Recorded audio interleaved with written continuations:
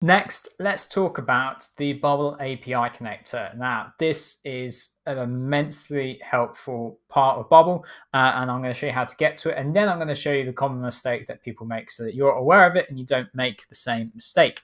So I've gone into plugins. Like I say, this is just a completely blank app that I'm working with for the purpose of these videos. And I'm going to go add plugins, and I'm going to search for the API connector.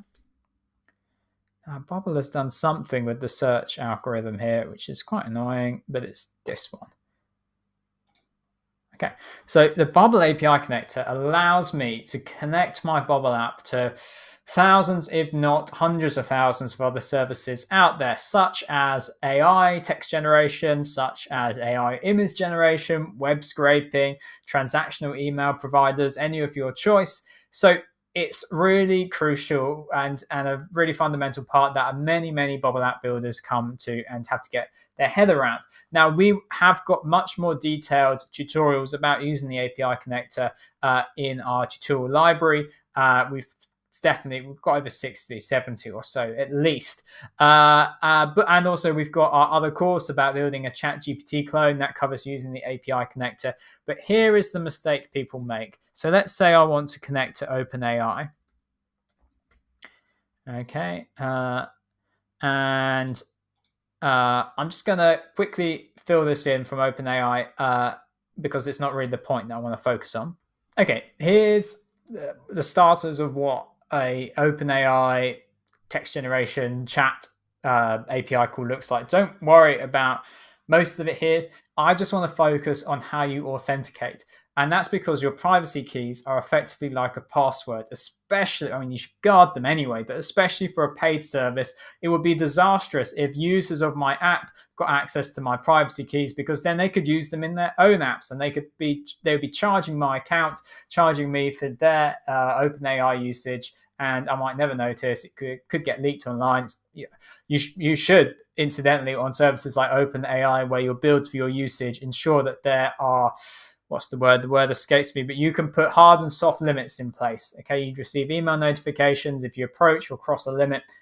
Protect yourself from wayward uses of API keys. And the way you do that, and the way that, well, I'll show you, in fact, again, similar to previous videos, how people get this wrong. So if I'm just going to dip back into the API for OpenAI for myself, but effectively, you need authorization, and then you'd have your API key, and it's just a jumble of letters and stuff like that. Okay, now this is marked as private, which it's not the best way, but it's something, because it's indicating to Bubble that this data should not be accessible to your users.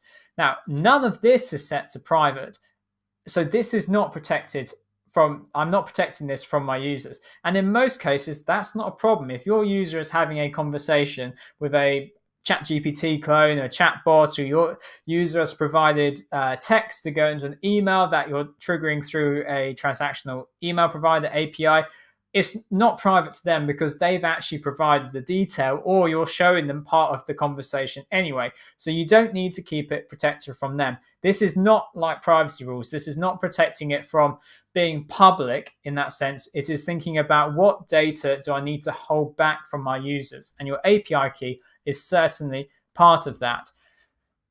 The worst you could have, of course, is to have this not marked as private. This means that, again, with the right technical experience, someone could open up the developer tools in their browser and they could take your API key. Because all workflows, here's a serious consideration. Unless you use backend workflows, which we're coming to, you should consider all data that goes into workflows as being available to your users. So you should never use a front-end workflow to generate a two-factor authentication code, because they could see the moment the code is generated. Okay, bear that in mind.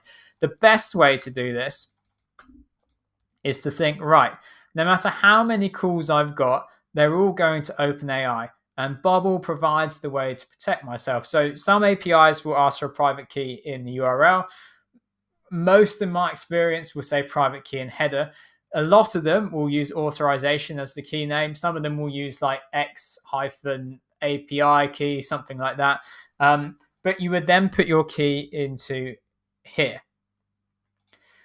This is going to protect your key and ensure that it is not accessible to your users. And also by putting it up at this top of this section here, you're ensuring that you don't have to repeatedly put the key in each time for every call. Now, an annoying thing here is that if you use the import, which is really helpful, especially if you're just getting started with the API connector, is that it's going to duplicate a lot of the content across each call. So try and get your head around how to interpret API documentation. Realize which bits are going to be shared across every single call, such as authorization, other shared headers. Application JSON used to have to go in here as the content type. You no longer have to do that because Bobble assumes that is the default. If you needed to overwrite it, say you were submitting form data, not JSON, again, we've got other tutorials that cover this, then you could declare what sort of data it is up top here. So there we go. That's how to protect that vital, crucial API key with the Bobble API connector.